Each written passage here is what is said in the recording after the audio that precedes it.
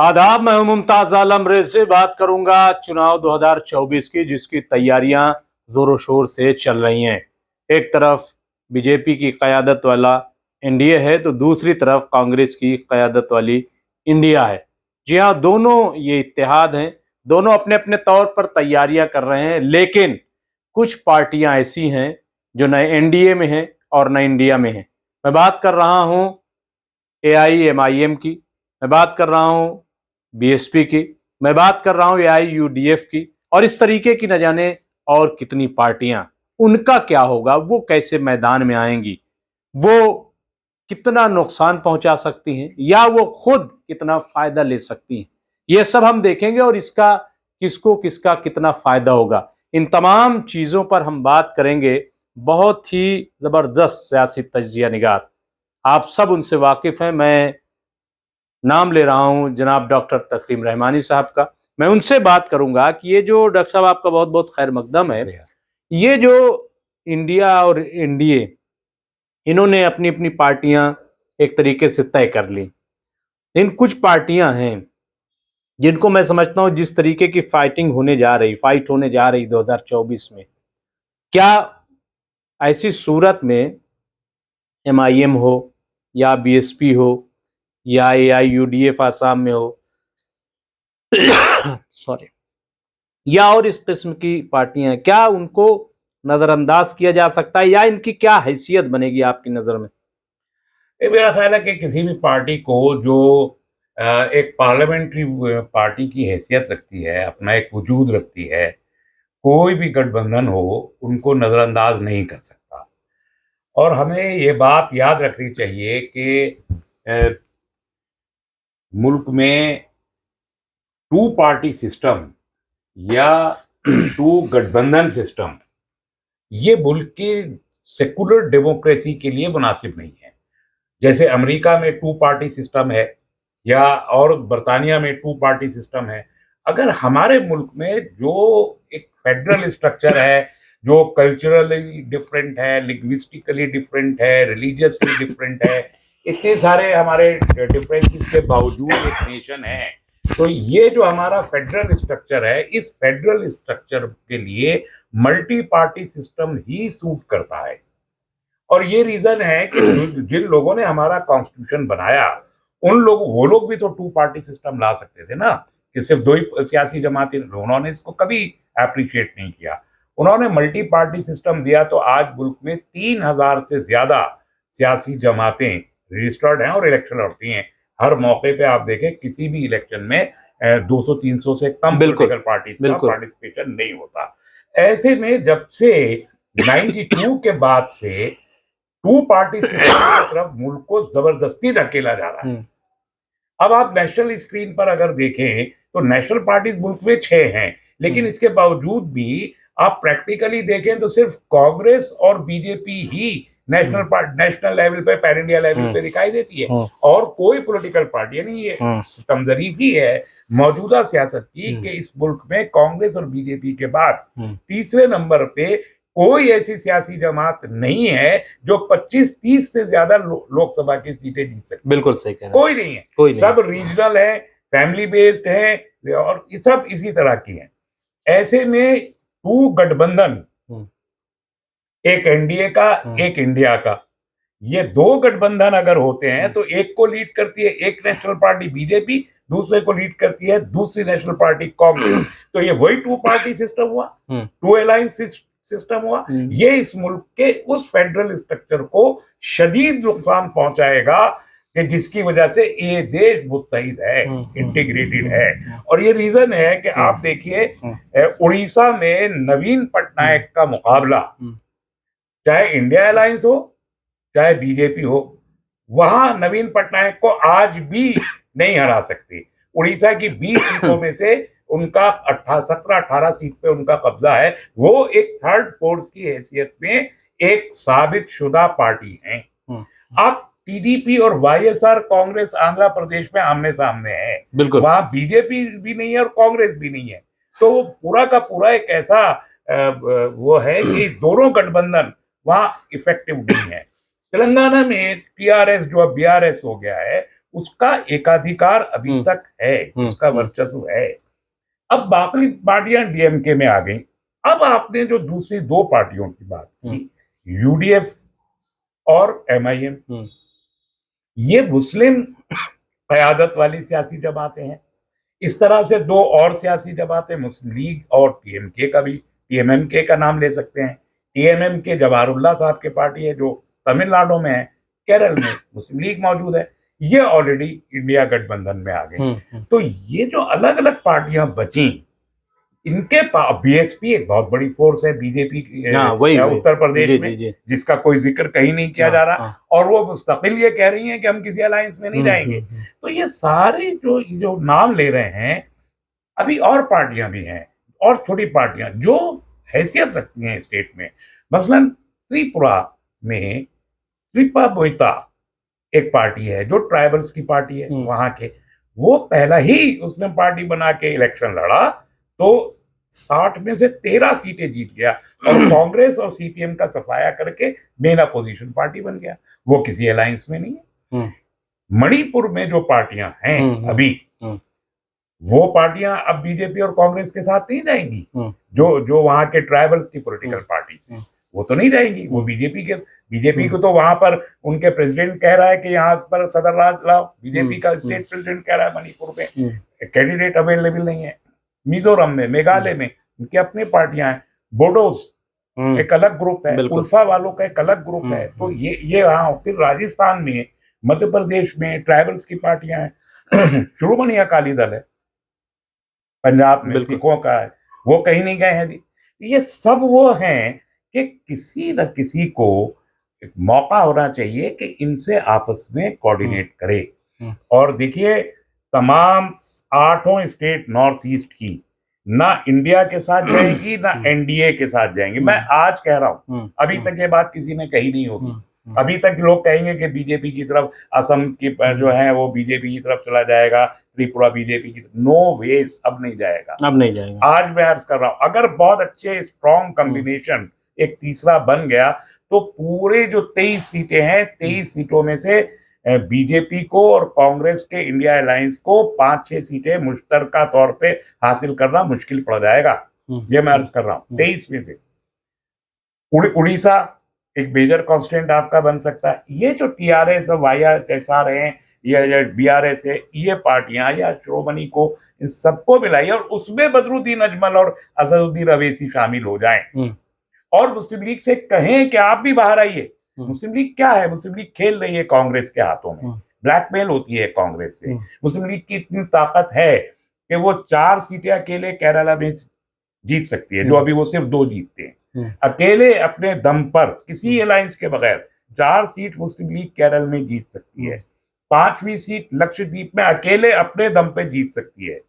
एक वो वहां पे अलायंस में जीतते हैं तमिलनाडु में, वो जीत सकते हैं। 6 सीट की हैसियत है मुस्लिम लीग की, लेकिन कांग्रेस के दबाव में वो सिर्फ 2 सीट लड़ते हैं। क्यों लड़ते हैं? असदुद्दीन अवैसी के उनके अच्छे ताल्लुकात हैं, उनसे कहीं बाहर आए। तो ये तीसरा अलायंस अगर बनता है तो ये अपने आप में इस पोजीशन में है कि तकरीबन 100 सीटें ये जीत सकता है। और अगर ये 100 सीटें जीत सकता है तो अभी जिस तरीके का अगर ट्रायंगुलर कंटेस्ट होता है और पार्लियामेंट में एक हंग पार्लियामेंट आती है और उसमें 100 सीटें किसी के पास है, 150 सीटें किसी के पास है, 200 सीटें किसी के पास है, तो जाहिर है कि अलायंसेस होंगे। उसमें इस तीसरे मोर्चे की अहमियत उसी तरीके से बढ़ जाएगी जैसे 86 नहीं, लेकिन लोग डॉक्टर साहब लोग ये कहते हैं कि अगर ऐसा हो जाता है कुछ तो बीजेपी फिर कामयाब हो जाएगी ऐसे में। ये तो खौफ है लोगों का। असल में बीजेपी की जो स्ट्रेटेजी है उसकी मुट्ठी खुल चुकी है, वो कोई स्ट्रेटेजी थी ही नहीं एज सच। देखिए, कांग्रेस ने वैसे कंटेस्ट नहीं किया जैसे उसको करना चाहिए, और बड़ी तल्ख बात है, लेकिन मुझे कहने दीजिए अपने लोगों से कि पार्टियां जो दूसरी बीजेपी से मुकाबला करने वाली, वो भी तो कहीं ना कहीं बीजेपी से कंप्रोमाइज हुई हैं। अभी कर्नाटक हार चुके हैं, कई मतलब तकरीबन 16 स्टेट हार चुकी है बीजेपी।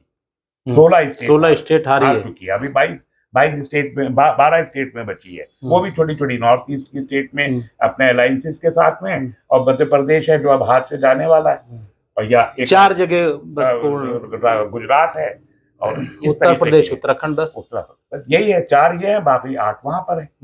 तो ये जो बचा कुचा है ये भी अब 5 स्टेट में इनके हाथ से जा रहा है। तो आप कैसे कह रहे हैं कि बीजेपी जीत रही है? बीजेपी को आज की तारीख में 200 सीट लेना मुश्किल है। और जो अभी कल जिस तरीके से इन्होंने जर्नलिस्ट के ऊपर हमला किया है, या आज जिस तरीके से संजय सिंह को गिरफ्तार किया है, जो ये अपोजिशन को मुस्तकिल हैरेस किया जा रहा है, तो आप ये याद कीजिए कि बिल्कुल एग्जैक्टली यही हालात इमरजेंसी में इंदिरा गांधी ने किए थे। तमाम अपोजिशन को जेल में, सिविल सोसाइटी जेल में थी, एनजीओ के लोग जेल में थे, अखबारों को पूरे तौर पर सेंसर किया हुआ था, जो नहीं मान रहे थे सेंसरशिप वो जेल में थे। वही तो है ना ये सूरत हाल भी। तो जो इमरजेंसी की सियासी सूरत हाल थी, वो इमरजेंसी के बाद जो इलेक्शन हुआ उसमें जो सूरत है, उसमें भी इंदिरा गांधी से यही कहा गया था कि आपको हराने वाला कोई नहीं, आप इलेक्शन जीत जाएंगी, और वो 150 सीट पे अटक गई थी। तब जनता पार्टी ने सरकार बनाई थी। तीसरे मोर्चे की हाल बीजेपी की हो सकती है 2024 में। तीसरे मोर्चे की जो आप बात कर रहे हैं कि चूंकि एक ऐसा बन सकता है, तो कौन है जो बिल्ली के गले में घंटी बांध सकता है, क्या लग रहा है आपको? ये तो जो ये पॉलिटिकल पार्टीज हैं, ये एक कोशिश तो टीआरएस के जो उन्होंने की थी, केसीआर ने, लेकिन वो ज्यादा कर नहीं पाया। मेरा ख्याल है कि थर्ड किसी पर्सन को या थर्ड ग्रुप को आगे आना चाहिए, और ये जितनी पॉलिटिकल पार्टीज हैं इनकी लीडरशिप से बात करके आहिस्ता आहिस्ता इनको एक दूसरे को करीब लाएं। इलेक्शन के वक्त में मायावती से भी बात की जानी चाहिए, और लोगों से भी, और सबको मिला के ये 10-12 पॉलिटिकल पार्टीज का एक मेजर ग्रुप बन सकता है। और उसमें अगर असदुद्दीन अवैसी और बद्रुद्दीन अजमल जैसे लोग शामिल हो जाएं तो इलेक्शन का नक्शा पलट जाएगा। और ऐसा हो सकता है, ये बिल्कुल मुमकिन है, बिल्कुल मुमकिन है। देखिए एक बात समझिए, इंडिया अलायंस के लोग ये कहते हैं कि मुसलमान किसे वोट देंगे, मुसलमानों के पास तो कोई ऑप्शन ही नहीं, और अमलन मुसलमानों ने साबित किया बिहार के इलेक्शन में, यूपी के इलेक्शन में, कि मुसलमानों के पास कोई ऑप्शन नहीं है, बीजेपी को हराने के लिए हम तो अखिलेश को देंगे और तेजस्वी को वोट देंगे। ये किया, कर्नाटक में भी किया, 90% वोट एक तरफ किया, यानी जेडीएस को भी वोट नहीं दिया, वहां दे दिया। तो ये लोग जो इंडिया अलायंस का ये ख्याल है, तो उनको ये भी तो सोचना चाहिए कि इंडिया अलायंस को मुसलमान अगर वोट कर रहा है या इन पॉलिटिकल पार्टियों को वोट कर रहा है, तो कोई बहुत खुश होके नहीं कर रहा।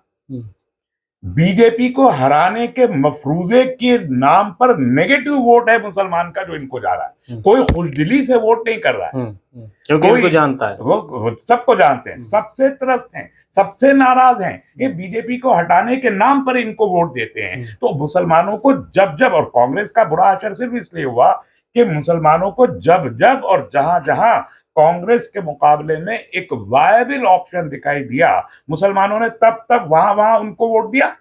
इस वजह से अखिलेश यादव की पार्टी, समाजवादी पार्टी को ताकत मिली कि कांग्रेस के मुकाबले में एक वायबल दिखाई दिया था। लालू प्रसाद यादव को ताकत इसलिए मिली कि कांग्रेस के मुकाबले बिहार के मुसलमानों को एक ऑप्शन दिखाई दी थी।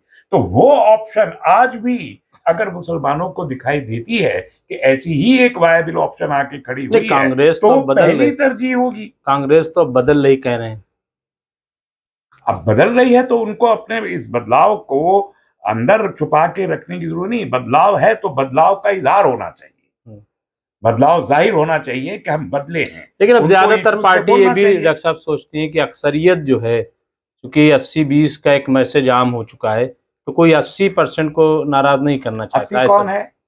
कह रहे कि हिंदू है 80। अच्छा, अभी जो बिहार का सेंसस उन्होंने कास्ट सेंसस दिया है, उसमें उन्होंने कहा कि 81% हिंदू हैं और 17.7% मुसलमान हैं। लेकिन जो 81% हिंदुओं की उन्होंने बात की है, उसमें उन्होंने कहा कि 36% तो अति पिछड़ा है, 14% यादव है, और कितना है 22% जो है दलित है। तो उन्होंने कहा कि 65% तो पिछड़े और अति पिछड़े और दलित हैं, जिनका अपर कास्ट हिंदू से कोई ताल्लुक नहीं है, वो सिर्फ 15% है। तो 80% कौन है? इस मुल्क में 80 और 20 का कोई मुकाबला अगर है नहीं, तो वो गुर्बत की बुनियाद पर है, मजहब, जात, बरादरी और धर्म की बुनियाद पर नहीं है। डेप्रीविएशन की लेवल कि महरूमी कितनी है, जितने महरूम तबकात हैं उनकी तादाद इस मुल्क में 80 से 85% है महरूम तबकात की। उसमें सिख भी हैं, मुसलमान भी हैं, ईसाई भी हैं, दलित भी हैं, ट्राइबल्स भी हैं, ओबीसी भी हैं, अति पिछड़े भी हैं, सब है। उनकी तादाद 85% है। तो इस मुल्क को मुकाबले की जरूरत है गरीब वर्सेस अमीर की, have and have nots, deprived and elites, इनके बीच मुकाबला है। तो जो 80-20 की बात करता है, मैं कहता हूं कि 80-20 की बात करिए तो 80-20 तो 80 पिछड़े हुए हैं और 20 एलीट है, तो ये मुकाबला उनके बीच है, तो कौन जीतेगा? जो पिछड़ा है वही जीतेगा। तो आप परसेप्शन है, ये एक नैरेटिव है, इस नैरेटिव को तोड़ना जरूरी है। नैरेटिव हिंदुत्व नहीं है, ये बात समझनी पड़ेगी हर एक को, पॉलिटिकल पार्टीज को भी समझनी पड़ेगी। पॉलिटिकल अब आवाज हिंदू राष्ट्र ये सब बहुत घट गई है, क्या लग रहा है फ्लॉप हो गया? तो आपको मालूम ही है, ऑर्गेनाइजर ने उस वक्त कहा था कर्नाटक इलेक्शन के फौरन बाद कि हिंदुत्व और मोदी के नाम पर मजीद इलेक्शन नहीं जीते जा सकते। ये ऑर्गेनाइजर ने कहा था, वो आरएसएस का माउथपीस है। जब आरएसएस ये बोल रहा है, इसके बावजूद मोदी वही कर रहे हैं जो जिसके के बारे में वार्निंग दी है। आरएसएस के खिलाफ काम, आरएसएस के खिलाफ है मोदी। आप देखिए मध्य प्रदेश में आपने वहां की जो लोकल लीडरशिप है, स्टेट लीडरशिप, उसको साइडलाइन कर दिया। आप सेंट्रल लीडर को ले जाके कैबिनेट मिनिस्टर्स को आप असेंबली का इलेक्शन लड़ा रहे और खुद कैंपेन इंचार्ज हैं। अभी भी चेहरा बनने, अभी भी चेहरा वही है। अभी सोच रहे हैं कि भी कह रहे हैं कि नहीं कोई चेहरा नहीं, ये तो बेचेहरा पार्टी हो गई जिसका कोई चेहरा। बुआ ने अभी बड़ा तंजिया अंदाज में कहा कि हाँ मैं कहूँ क्या कि भगवान है वो लोग कह सकते हैं, लेकिन मोदी जो आरएसएस ने वार्निंग दी है उसके खिलाफ ये आखिरी इलेक्शन लड़ रहे हैं असेंबलीज का। लोकसभा के इलेक्शन आने तक, अच्छा मान लीजिए 4-5 जो स्टेट हैं, जो इम्कान भी है कि भाजपा हार जाती है, तो क्या भाजपा के अंदर बगावत भी हो सकती है? मुझे तो लगता है कि ये तो चुनाव से पहले बड़ा रिस्क लिया है बीजेपी ने।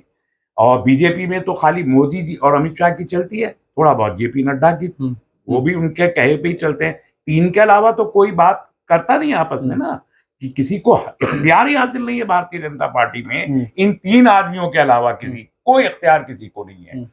ऐसे में ये फैसला कि आप कैबिनेट मिनिस्टर्स को और मेंबरान पार्लियामेंट को आप असेंबली का इलेक्शन लड़ाएंगे 10 सीटों पर, ये बहुत बड़ा फैसला है और इसके दूरदर्शी नतीजे निकलेंगे। वो ये कहते हैं कि ये यकीनी तौर पर जीत जाएंगे, इसलिए कि कैबिनेट के मिनिस्टर्स हैं और सेंट्रल लीडर्स हैं। कैलाश विजयवर्गीय कह रहे हैं कि हम तो बड़े लीडर हैं, हम भला कहाँ, अब वो हाथ जोड़ के वोट उल्टा वहां दिख रही तस्वीर। मेरा तो 1% भी मन नहीं है इलेक्शन लड़ने के लिए। तो अब जो पार्टी जनरल सेक्रेटरी रहा है, इतना बड़ा नेशनल लीडर है बीजेपी का, वो कह रहा है कि मेरा तो 1% भी मन नहीं है। फिर इनके जो टिकट कटेंगे 10 लोगों के, वो क्या पूरे मन से इनको इलेक्शन लड़ाएंगे? नहीं लड़ाएंगे। आप आप कह रहे हैं कि जीत जाएंगे, पार्टी कह रही है कि जीत जाएंगे, लेकिन एक ये भी तो इम्कान है ना, इलेक्शन है, हार गए तो। और जितना छोटा इलेक्शन होता है उतना मुश्किल होता है। ये बात ये इनको नहीं पता क्या, ये किस खुशफहमी में ये जाने। लेकिन क्योंकि विजयवर्गीय ने जो बात कही है वो तो सच्चाई उसने कही है, अंदर की बात थी। अब अगर ये सूरत हाल पैदा हो कि आपके कैबिनेट मिनिस्टर और नेशनल लीडर्स मोदी जी का फेस होने के बावजूद अपने हलकों में इलेक्शन हार गए और स्टेट हार गए, तो उसका एक नतीजा तो ये बरामद होगा कि इन लीडर्स का जो सियासी मुस्तकबिल है वो खत्म हो जाएगा। इन 10 लीडर्स का, नेशनल लीडर्स का सियासी मुस्तकबिल खत्म।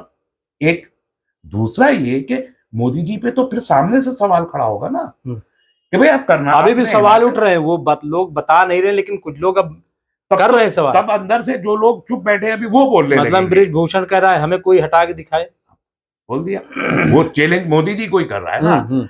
आप हिमाचल हार गए, आप कर्नाटक हार गए, आप मध्य प्रदेश हार जाएं, आप राजस्थान हार जाएं, आप छत्तीसगढ़ हार जाएं, आप तेलंगाना हार जाएं, और आप के चेहरे पर हो रहा है, और इसके बावजूद हो रहा है कि आपसे कहा जा रहा है कि आपके चेहरे पर इलेक्शन नहीं जीता जा सकता, फिर भी आप अपनी चेहरे को लेके चल रहे हैं। और आप अगर इलेक्शन हार जाएं तो पार्टी के अंदर से, आरएसएस के अंदर से, सब तरफ से ये आवाजें मुखर हो जाएंगी कि मोदी का चेहरा बदलो, और अगर नहीं बदला तो अंजाम के सामने है ही, सबके सामने। तो ये बहुत बड़ा हो सकता है। सियासी तौर पर इतना बड़ा रिस्क एक नेशनल पॉलिटिकल पार्टी और इतना बड़ा क्लेमेंट ले, ये हैरान कुन बात है। और मुझे तो इसमें बीजेपी की हार दिखाई देती है, और इसी की वजह से मैं बड़ा कॉन्फिडेंट हूं कि 2024 ये हार रहे हैं, और इसीलिए तीसरे मोर्चे को सामने आना चाहिए, ताकि जो फेडरल कैरेक्टर है, जो multilingual, multi cultural, multi religious ना, एक है ना, जो और देश का एक स्वरूप है, जो शक्ल है, वो रहे। सूरत है, वो बरकरार रहनी चाहिए। सियासी जो आरजुएं और ख्वाहिशात मकामी लोगों की हैं, यूपी के लोगों की अलग है, तमिलनाडु के लोगों की अलग है, कश्मीर की अलग है, गुजरात की अलग उनकी है, भी नुमाइंदगी असम हो की जाएगी अलग है। ऐसे उन में। सबकी नुमाइंदगी होनी चाहिए, तभी हम एक विफाकी किरदार की हैसियत में रह सकते हैं। इसलिए मैं टू पार्टी या टू गठबंधन के सिस्टम का मुखालिफ हूं, और इसलिए एक तीसरा मोर्चा आना लाजमी है, आना चाहिए, वरना हम इस मुल्क के फेडरलिज्म को नहीं बचा पाएंगे। बहुत बहुत शुक्रिया डॉक्टर साहब। तो बहरहाल ये देखा आपने कि डॉक्टर तस्लीम रहमानी ने ये कहा कि जाहिर हो या ना हो, लेकिन अगर देखा जाए तो तीसरा मोर्चा कहीं ना कहीं मौजूद है। वो तीसरा मोर्चा इसलिए मौजूद है कि जो न एनडीए में है न इंडिया में है, और उसकी मौजूदगी जो है वो ऐसा नहीं है कि जमहूरियत के लिए कोई गलत बात है, बल्कि जमहूरियत की सेहतमंदी के लिए बहुत अच्छी बात है।